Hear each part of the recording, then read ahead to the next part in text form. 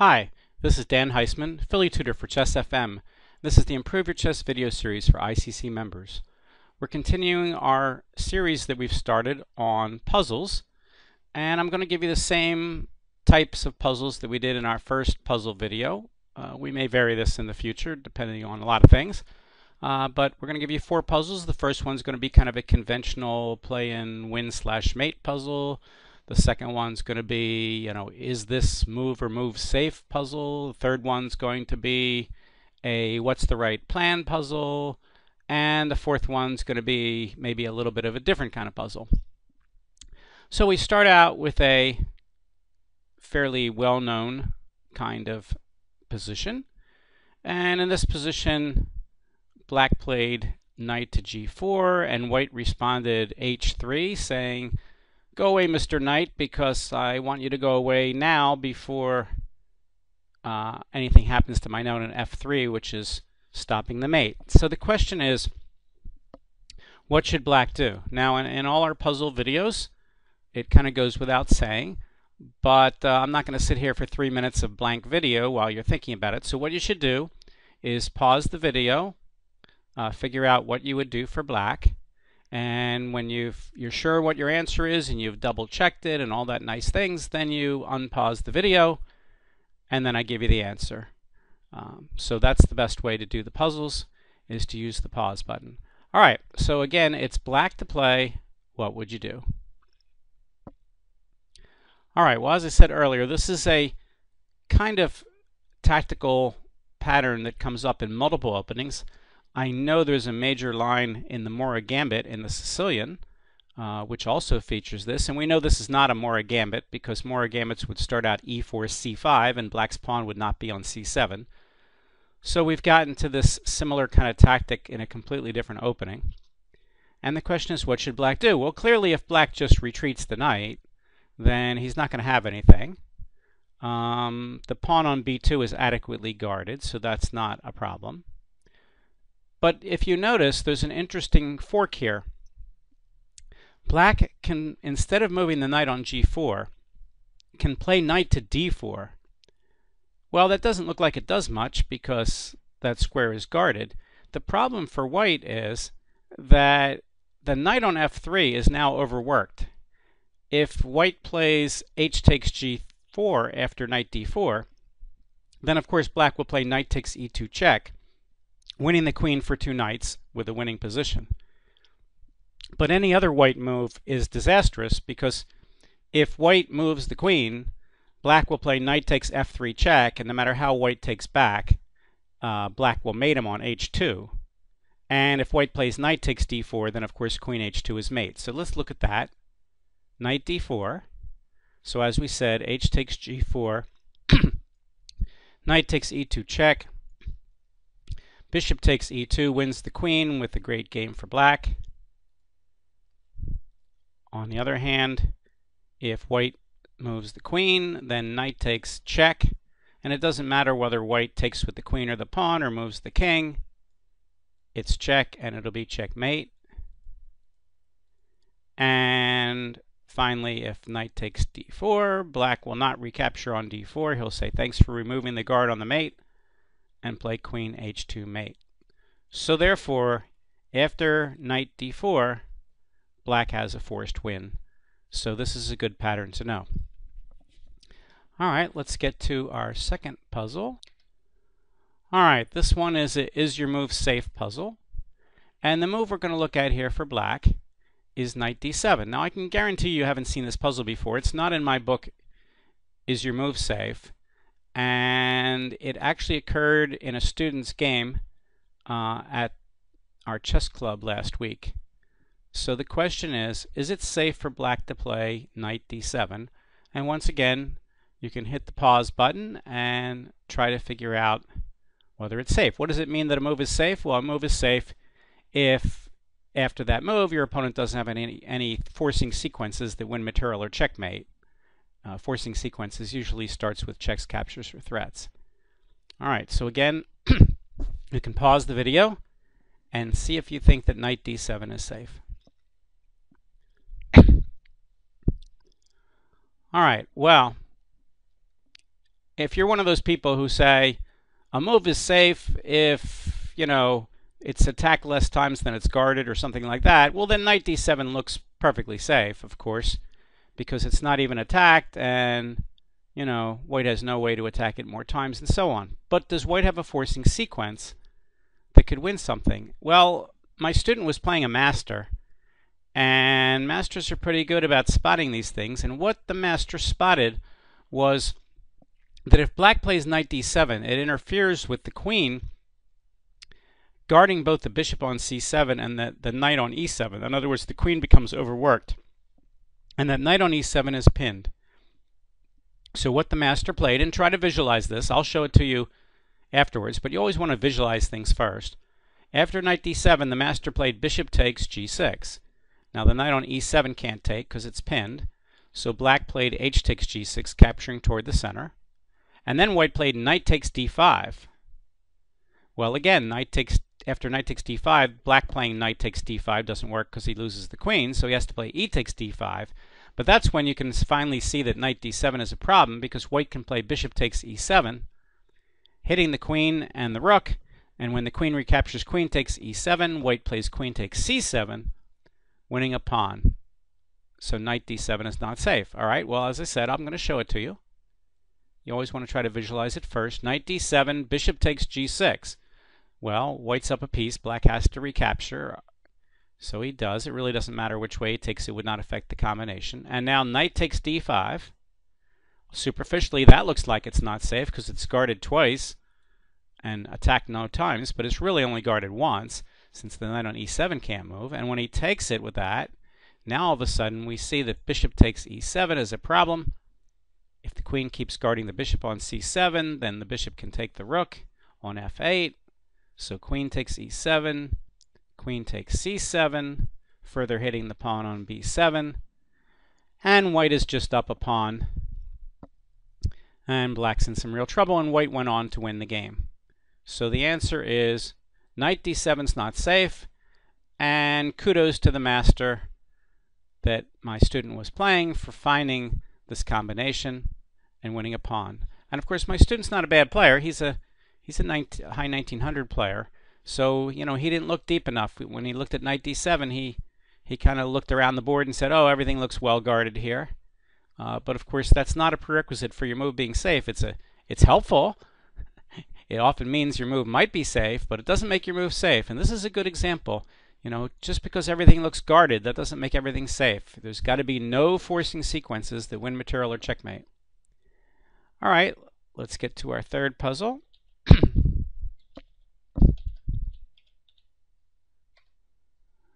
All right, this is again from Jeff Ward's book. We've been looking at his book, Chris Ward's book, sorry. Let me get the book and show it to you. I like to give credit where credit is due. Here it is. Grandmaster Chris Ward. All right, Chris Ward's book, The Improvers, It's Your Move. And like we see on these, you have to figure out which of the 5 plans is the right one.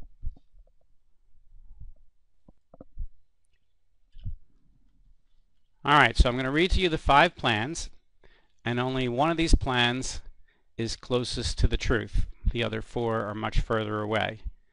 By the way, Grandmaster Ward does a good job of, wording it slightly that, it's a little bit vague so that, it's not clear that, one player is so much smarter than all the others. So here's the 5 guesses.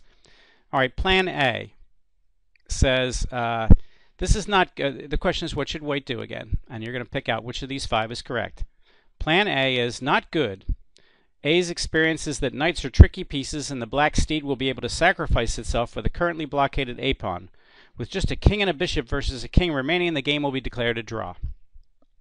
B wants to attack. Too much talking and not enough action. Being careful to avoid forks, white's king can advance toward the knight, which might find itself trapped by the king and the bishop. C. The game is a draw according to C, but for one reason only. White has the wrong colored bishop for the queening square of the a-pawn. Black will be able to give up his knight for nothing at the right time, and still white will be unable to convert the full point. D hesitated over this one. which she considers to be one of the most difficult questions thus far in our book. Her non-committal answer is that it could go either way. That is, either way between white winning or being a draw. E became quite excited about this one. He has concluded that there is an excellent defense involving the black knight setting up camp in the corner. Black then retreats his own king and boxes in the white king on a8, unable to escape. A draw will be the outcome. All right, so let's summarize those 5 plans. Only one of them is closer to the truth. A is not good. The knight will be able to sacrifice itself for the pawn and get a draw. B wants to attack, advance the king toward the knight, and the knight could find itself possibly trapped by the king and the bishop. C, the game is a draw because even if white can win the knight, he's got a wrong colored bishop and the black king will be able to get back. D says it's pretty close between either a draw or a white win. E says black will be able to draw by cleverly setting his knight up into the corner, and then he'll be able to get his black king close enough, and if the knight gets captured, the black king will be able to box in the white king. All right, so again, you can hit pause, choose which of those 5 plans, which of those outcomes you think is the right one, and we'll take a look. All right, so let's turn the computer on here to show you. I'm moving it up. So I'm using Blitz and I'm hitting the analysis button, and we'll hit the start. And the computer says play king c4. All right, now white has a threat. He's got a threat of dominance here, that if black does nothing, he's going to block all the knight squares from coming out. So if black tries to race the king back, all right, then white will play bishop e5. If black then plays king f3, white will play king b5. And now the knight can't move, it's lost, and the pawn will queen. So black has nothing better than king e4, king takes a6. And now whether he takes the bishop or not, it doesn't matter. White will play king b7 and win. So that's the threat, but that doesn't mean that's what's going to happen. So king c4. So the knight has to come out to b8 or c7. The computer suggests try b8. And now the king wants to stop the knight from coming in here. So the king comes up again. And now notice the knight's only square is to come out this way. So the knight could go right away, or he could start bringing the king closer. And now we have that dominant bishop position again. And now the knight has to hit the bishop. And now the bishop will simply block the squares where the knight can come closer. And the pawn is going to run in and get a queen. For instance, knight f6, a6, knight d5. And now white will just again save the bishop, guarding that square. Knight has no check, no safe checks. And the pawn's going to queen right away. King f3, a7, king e4. In this position, white could get a queen since there's no knight fork. But he says, I'll just save the bishop. And then he gets a queen on the next move. So therefore, king c4, knight b8, king b5, king g7, bishop e5, knight d7, bishop c7 will win. And if you look, if he plays knight c, after king c4, if he plays knight c7, it's very similar. Bishop here, now the knight can go into the corner. But the king's way too close. King here.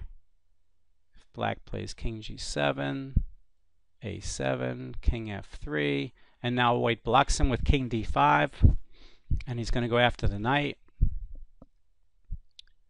King e3, king c6, king e4, king b7, and now it really doesn't matter what black does. If he takes the bishop, then white's king will get out of the corner and will win.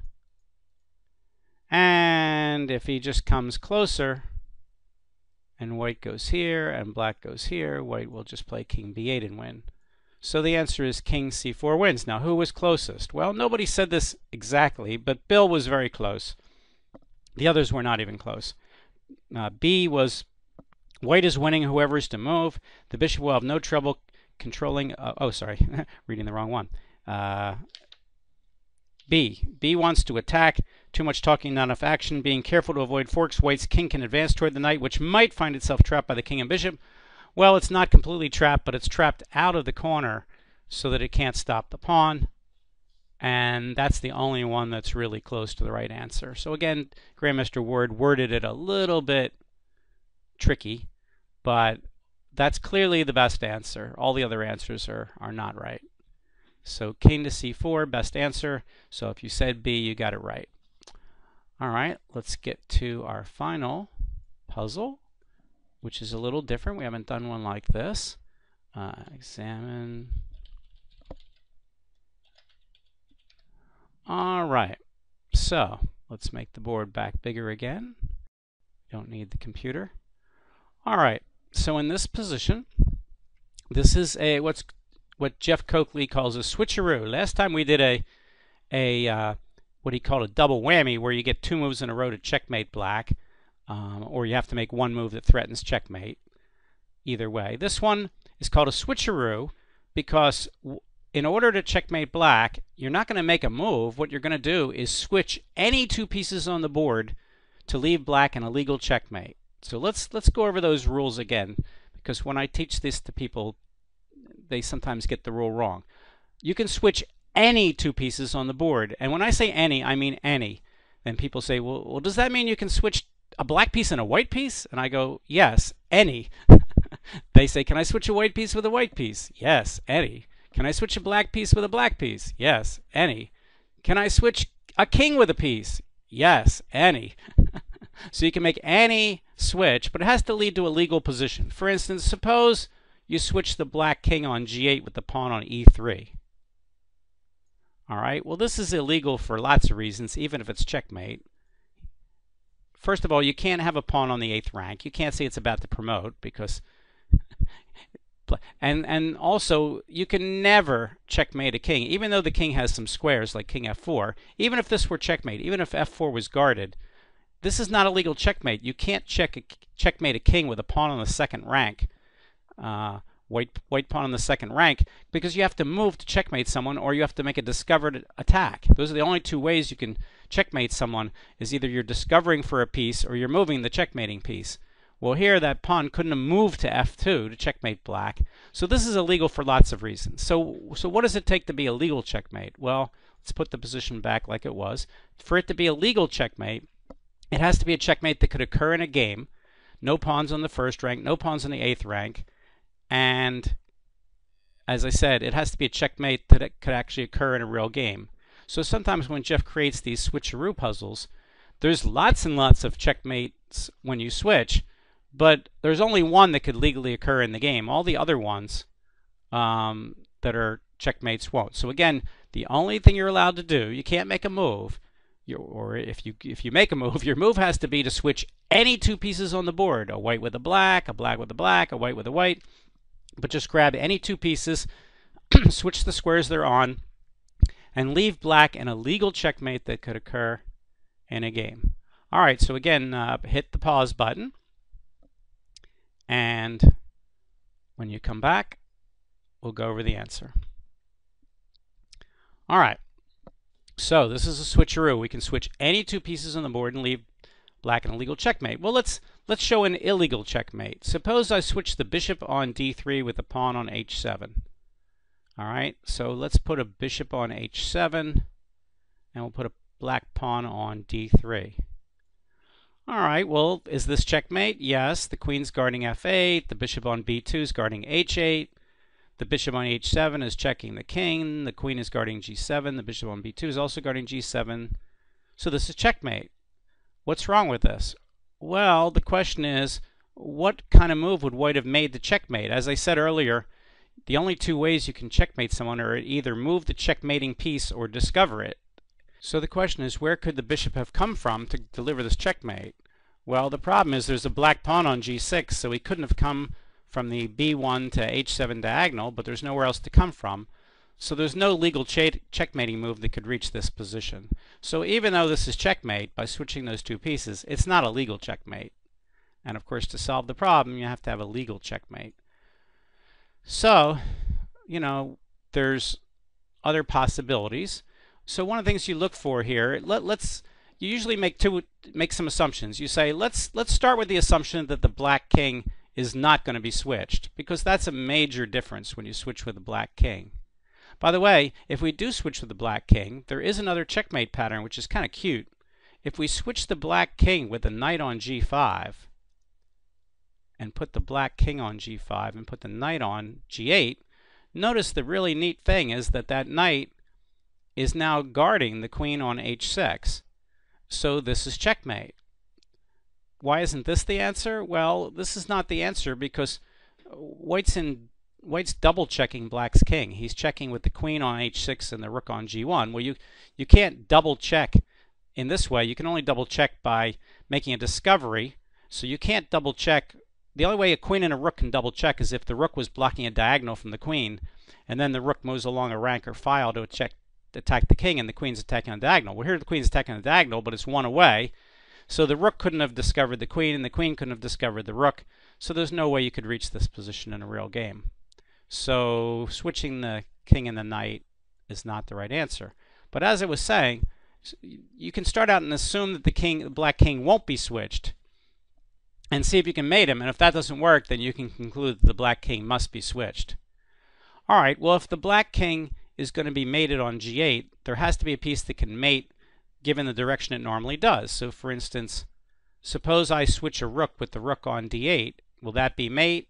No, the bishop on b6 can take and the knight can go to f8, so I can't do that. If I switch the bishop with a pawn on f7, it's not mate because the queen can take on f7, so that doesn't work. If I switch a queen with the pawn on h7, on the surface that looks good, but the queen was guarding f8, so let's do that just to show you. The queen here and the pawn here. How would the queen even get in there to checkmate? He probably couldn't, but it's a moot point because black has king to f8 anyway, so it's not checkmate, much less legal. Let's put it back the way it was. So that doesn't work. So getting a bishop in there doesn't work. Getting a rook in there doesn't work. Getting the queen in there doesn't work. So it's got to be a knight if the king's on g8. Well, let's look at the squares where the knight can check. We could switch with the queen or we can switch with the black pawn. So let's try leaving the queen where it is because we like that, and let's try switching with the pawn. And the answer is if the knight goes there and the pawn goes there, yes, that is a checkmate. Now the question is this position legal? Well, it's actually a little tricky whether this is legal or not, and I don't want to go over it on the video because it would take a while and it's not really worth it. But it turns out this position is barely legal. You can reach this position in a chess game. It might take some weird moves to do that, but it is legal. So that is the one and only answer. So if you said that the answer is to switch the knight on g5 with the pawn on e7, that is the one and only answer to Switcheroo. By the way, this comes from Jeff Coakley's book, Winning Chess Puzzles for Kids Volume 2. Winning Chess Puzzles for Kids Volume 1 and 2 are both excellent books on board vision. Now you might say, oh, but you can't switch pieces in a real game. This isn't going to help me. Well, again, I make the analogy that would be like saying weightlifting can't help football players because they don't lift weights on a football field. What this does is this helps you create board vision. It also helps you create tactical vision because you have to construct checkmates, and the ability to construct a checkmate is a fairly important ability in chess. So even though you don't switch pieces in a real chess game, doing puzzles like this can help you. Now, if you heard me argue that you should only do puzzles like this and you should never do regular white to play and win puzzles like we did earlier, well, that would be silly too. So the answer is in moderation,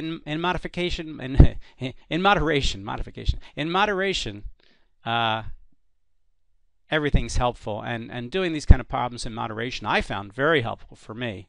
It helped me learn, not only how my board vision and tactical vision, but it also helped me learn how the pieces coordinate and work together and things like that. So doing these non-traditional puzzles in moderation can be pretty helpful. All right, hopefully you enjoyed today's video. This is Dan Heisman for ICC, and we'll see you next time. Thanks. Bye.